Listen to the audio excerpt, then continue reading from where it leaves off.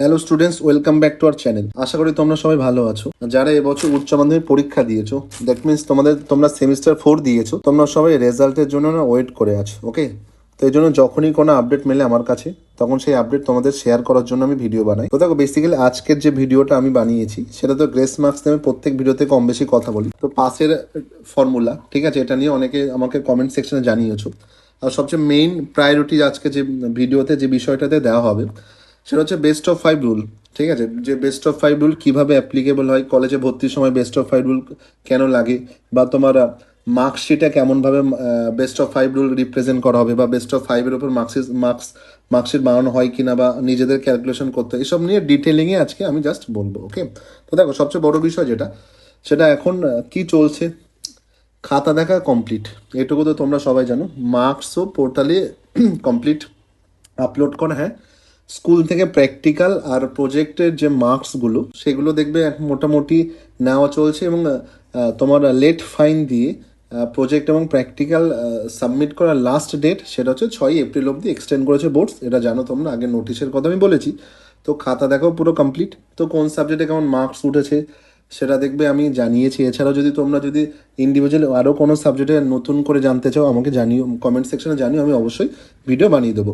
এবং লাস্ট যেটা চলছে সেটা হচ্ছে, যে বললাম, লাস্ট মোমেন্টের ক্যালকুলেশন এবং ডেটা এন্ট্রি কাজই চলছে মোটামুটি। ওকে, তো দেখো, সবচেয়ে বড় বিষয় যেটা, সেটা হচ্ছে রেজাল্টের এই শেষ লগ্নের প্রস্তুতি পর্বে, ঠিক আছে, কিছু কিছু বিষয় তো সবার জানা উচিত। প্রথম যেটা জানা উচিত সেটা হচ্ছে কীভাবে পাস করব। ওকে, তো দেখো, পাসের পুরো তোমার ইন্ডিপেন্ডেন্ট ইকুয়েশনই থাকে। ইন্ডিপেন্ডেন্ট ইকুয়েশন বলতে এটাই, তোমার যেগুলোতে 40 মার্কসের থিওরিওয়ালা এক্সাম হয় সেগুলোতে তোমাকে 12 মার্কস পেতে হবে। যেগুলো তোমাকে 35 মার্কসের থিওরি এক্সাম হয় সেখানে তোমাকে কত পেতে হবে, 10.5 বা 11 মার্কস পেতে হবে। ওই 11 মার্কসই ধরায়। ওকে, আর তোমাকে প্রজেক্টে পেতে হবে 6 মার্কসের মতো পেতে হবে। এবার দেখো, প্রজেক্ট তো জানো সাধারণত 18, 19, 20 দিয়েই দেয়। ওকে, তো দেখো, মোট নাম্বার যে তুমি পেয়ে যাবে কোনো একটা জায়গা থেকে তেমন কিন্তু হবে না, তোমাকে আলাদা আলাদা ইন্ডিভিজুয়ালি পেতে হবে। ঠিক আছে, কথা বুঝতে পারলে আশা করি। ঠিক আছে, তো ইন্ডিভিজুয়ালি আলাদা মানে 30 মার্কস মানে কীরকমভাবে বলে দিই শোনো। তোমাকে দেখো, ওই সেমিস্টারে তোমার ওই 12 মার্কস পেতেই হবে। আমি থিওরি 40 মার্কসের এক্সামের কথা বলছি। তোমার ফোর্থ সেমেও না তোমাকে 12 মার্কস পেতেই হবে। তারপর প্রজেক্টের 6 মার্কস পেলে তুমি 30 মার্কস তোমার মানে মিনিমাম পেতেই হবে, ইন্ডিভিজুয়ালি পেতে হবে। ধরো কেউ প্রজেক্টে পেলোই না মার্কস, যেটা পসিবল না, বাট কেউ না এক্সাম ধরো স্কুলে প্রজেক্ট সাবমিটই করেনি, তো প্রজেক্টে মার্কস 0 পেলো। ধরো তোমার থার্ড সেম ফোর্থ সেম মিলে 30 পেলো, সেখানেও কিন্তু হবে না। মানে প্রত্যেকটা বিষয় যে আমি যেটা বলেছি আর কি, তোমাকে 12 থিওরিতে পেতে হবে। যেমন ম্যাথসে থাকে, তোমার ইংলিশে থাকে, বাংলাতে থাকে। যেমন বায়োলজি, ফিজিক্স, কেমিস্ট্রি তোমার জানো এগুলো হচ্ছে প্র্যাকটিক্যাল বেসড, এখানে তোমার 11 ইন্ডিভিজুয়ালি পেতে হবে। ওকে, আর প্র্যাকটিক্যালেরও পাসিং মার্কস আমি আগে বলেছি। ওকে, আর তোমরা যদি জানো প্র্যাকটিক্যালে পাসিং মার্কস কত, তাহলে আমাকে অবশ্যই কমেন্ট করে জানিও। ওকে, তো দেখো, মেন ব্যাপার যেটা হচ্ছে, দেখো রেজাল্ট কেমন হচ্ছে স্যার, তোমাদের তো মানে মনে কোশ্চেন আসতেই পারে। তো দেখো, সমগ্র রাজ্যের কথা যদি বলি, এবছর দেখবে মোটামুটি পাসের হার এটুকুই দেখা গিয়েছে, সমস্ত খাতা বিশ্লেষণ করে তোমার পাসের হার ওই 90%-এর কাছাকাছি পাসের হার হবে। ওকে, এবার সবচেয়ে এবছর ডিফিকাল্ট যে বিষয়টা দেখা গিয়েছে সেটা হচ্ছে তোমার ফার্স্ট ডিভিশনের সংখ্যা কমে যায়। আগে না উচ্চ মাধ্যমিক প্রায় সবাই ফার্স্ট ডিভিশনই পেতো, বাট এবছর সেকেন্ড ডিভিশনের সংখ্যা বেশি দেখা যাচ্ছে। কারণ এবছর স্টুডেন্টদের মানে because of semester system, question pattern উল্টোপাল্টা ছিল, তোমার আউট অফ সিলেবাস কোশ্চেন ছিল, টাইমের কথা তো আর বলবোই না। প্রত্যেক ভিডিওতে আমি একটা কথা বলি, যে টাইম স্প্যান যেটা ছিল না অনেক কম ছিল, তো এটা পসিবল হয় না, ভালো প্রিপারেশন না কখনো পসিবল হয় না।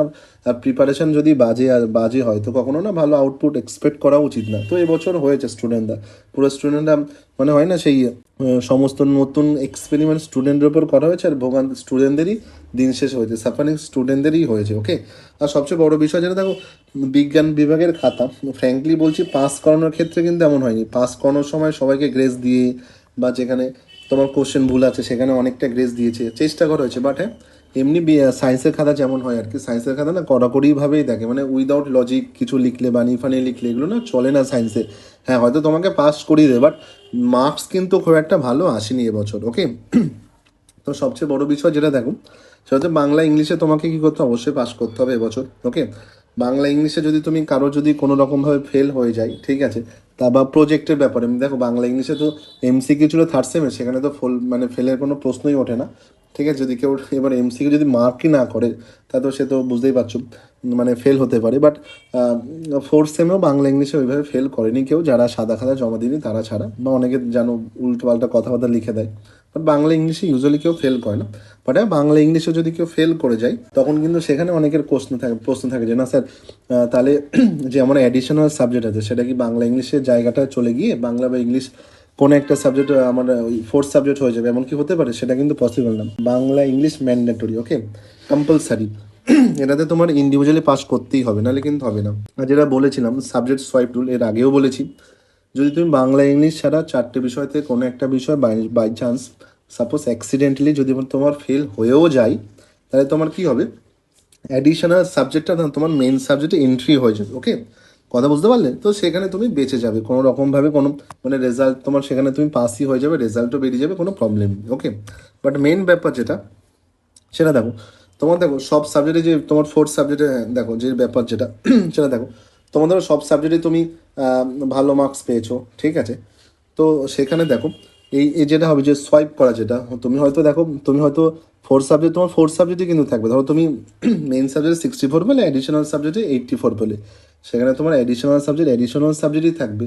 বাট যখন বেস্ট অফ 5 তুমি ক্যালকুলেট করবে তখন কিন্তু তোমার মেইন সাবজেক্টটা বাদ পড়ে যাবে। তোমার ওই প্রথম যে 5টা সাবজেক্টে বেশি মার্কস পেয়েছো সেই 5টা সাবজেক্টের অ্যাড করেই তোমাকে নিজে থেকেই ক্যালকুলেশন করে পার্সেন্টেজ বের করতে হবে। সবচেয়ে বড় বিষয় যেটা হয় কলেজগুলোতে যেমন হয়, বেস্ট অফ 5ই নাই, তুমি মোটামুটি 6টা সাবজেক্টে এক্সামের ভিতরে তোমার কোনটা মেইন সাবজেক্ট কী সাবজেক্ট সেটা দেখবে না, বেস্ট 5 বা টপ 5 যেটা বলে সেই টপ 5-এর মার্কসই তোমাকে আর কি পার্সেন্টেজ করে নেয়। অনেক কলেজেই আছে, ক্যালকাটা ইউনিভার্সিটি মোটামুটি টপ 4-এর ওপরেই বেসিক্যালি তোমার অ্যাডমিশন নিয়ে নেয়, সেখানে পার্সেন্টেজ আরও অনেকের বেড়ে যায়। হ্যাঁ, অবশ্যই টপ 4 বা টপ 5-এর ভিতরে তোমার সেই সাবজেক্ট রাখবেই কলেজ, যে সাবজেক্টে তুমি অনার্স করতে চাও বা তুমি গ্র্যাজুয়েশন করতে চাও। আশা করি বুঝতে পারলে। তো বেস্ট অফ 5 আগেও ছিল, এখনও থাকবে। বেস্ট অফ 5 নিয়ে মানে ঘাবড়ানোর কোনো কারণ নেই। মার্কশিটে আলাদাভাবে লেখা থাকবে না, না এটা হচ্ছে বেস্ট অফ 5 এই কটা মার্কসের উপর হয়।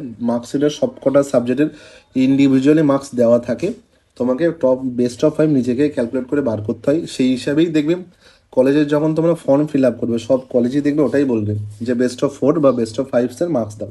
বেস্ট অফ 4 অনেক কলেজেই চাই, বেস্ট অফ 5ও কিছু কিছু কলেজ চাই।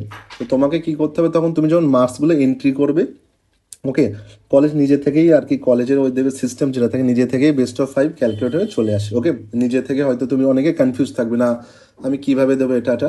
তুমি যখন এরমভাবে যখন ফর্ম ফিল আপ করবে রেজাল্টের পর আমি সবগুলো গাইড করে দেবো। স্টিল আমি বলছি অনেকে যেহেতু টেনশনে চলে যাও, তো কী হবে, তুমি সবকটা মার্কস যখন এন্ট্রি করবে বেস্ট অফ 5 কলেজ অটোমেটিক্যালি নিয়ে নেয়। ওকে, যারা মানে স্যার টিচার বা যারা আগের দাদা দিদি তাদের থেকে তোমরা শুনতে পারো এইভাবেই হয়। ওকে, ওখানে তোমার মানে মাথা না খাটালে হবে, বেস্ট অফ 5 বা বেস্ট অফ 4 কলেজ থেকে নিয়ে নেবে। ওকে, আশা করি বুঝতে পারলে। তো পাসের হার বললাম আমি, সায়েন্সে দেখো পাস হয়ে গেছে অনেক, বাট হ্যাঁ সায়েন্সে ভালো মার্কস আসেনি। কারণ দেখো সায়েন্সে না স্যার হয়তো 5 মার্কসের জন্য কিছু হাফ বা 1 দিয়ে দেবে, বাট ঠিক না হলে না সায়েন্সে কিন্তু মার্কস আসে না, বারবারই বলছি। ওকে, আর এছাড়া দেখবে আমি তোমার ওই সায়েন্সে কেমন মার্কস এসছে, হ্যাঁ এই রিলেটেড দেখবে আমি ভিডিও কম বেশি বানিয়েছি, আরও যদি ভিডিও চাও আমাকে জানিও, আমি ভিডিও বানিয়ে দেবো। ওকে, কমেন্টে অবশ্যই জানাবে। দেখো মেন ব্যাপার যেটা, আরও একটা ব্যাপার যেটা আমরা মানে প্রচলিত ধারণা আছে, মানে ভুল ধারণা অ্যাকচুয়ালি, বেসিক্যালি আগে ছিল তো এটা। তো এখানে আমরা দেখবে first division second division star এসবও কিন্তু লেখা থাকে না মার্কশিট, এখন কিন্তু গ্রেড সিস্টেম চালু হয়ে গেছে। স্টিল আমরা ওই 150-র বেশি হলে, এবছর তো 150 মানে 13/5 মানে 150 হলে বা 100-150-র বেশি হলে তারা পাস করে যাবে। আর মোটামুটি দেখো ওই সেকেন্ড ডিভিশনের মার্কসের দেখবে আমি এগ্রিগেট দিয়েই দিয়েছি, তোমার হচ্ছে 225 থেকে 300, বা তোমার হচ্ছে 299, আর 300-র বেশি হলে তোমার ফার্স্ট ডিভিশন হবে, আর 375-এর বেশি হলে তোমার স্টার। এগুলো কিন্তু থাকে না লেখা, তোমার ফার্স্ট ডিভিশন বা সেকেন্ড ডিভিশন থার্ড ডিভিশন, তোমার ডিভিশন সিস্টেম চলে গেছে, পুরো গ্রেডিং সিস্টেম চালু হয়ে গেছে বা গ্রেডিং সিস্টেমই চলছে। বাট এটা আমরা যেহেতু আগে ছিল নিজেরা নিজেদের মতো ক্যালকুলেট করে নিয়ে নিই। এখন দেখো সবচেয়ে বড় বিষয় যেটা মেন যেটা, দেখো নিয়ম কানুনের কথা তো বললাম, পাসের হারের কথা বললাম, ঠিক আছে, গ্রেস মার্কস তো ম্যাক্সিমামই দিচ্ছে, ম্যাক্সিমাম মোটামুটি 3-4 মার্কস গ্রেস মার্কসই দিচ্ছে। ওকে, তার বেশি ইউজুয়ালি দিচ্ছে না গ্রেস মার্কস। এটা হচ্ছে এক্সামিনারদের কথা বলছে, কেউ কেউ ধরো 7 পেয়েছে, হ্যাঁ, তো এক্সামিনার ধরো 3 বা 4 গ্রেস দিয়ে দিল, স্টিল তাহলে 11-র কাছাকাছি হলো। তারপরেও না বোর্ডস ওই বললাম 2% রুল থাকে বোর্ডসের, বা বোর্ডস কিছু হলেও গ্রেস দিলেও পাস করাতে পারে। আর বেস্ট অফ 5 নিয়ে ওটাই আবারও বলি, ফোর্থ সাবজেক্ট বা এটা ওটা নিয়ে অত টেনশন করার দরকার নেই। তোমার 6টা সাবজেক্টের ভিতর যে 5টা সাবজেক্টে বেশি মার্কস পাবে সেটাই তোমার বেস্ট অফ 5 হবে।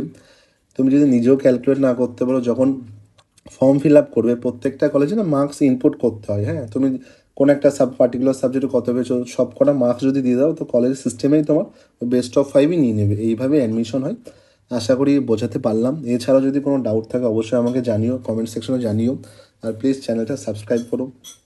সাবস্ক্রাইব করলে, কমেন্ট করলে আমরা একটু মোটিভেটেড হই, বেশি মোটিভেশন পাই। ঠিক আছে, আর কোনো বন্ধু যদি ডাউট থাকে বেস্ট অফ 5 নিয়ে তো তাকে ভিডিওটা শেয়ার করো। ঈশ্বরের কাছে এটাই প্রার্থনা থাকবে আমার, সবার আপকামিং রেজাল্ট যেন ভালো হয়। All the best for your result. Thank you. সবাই ভালো থেকো।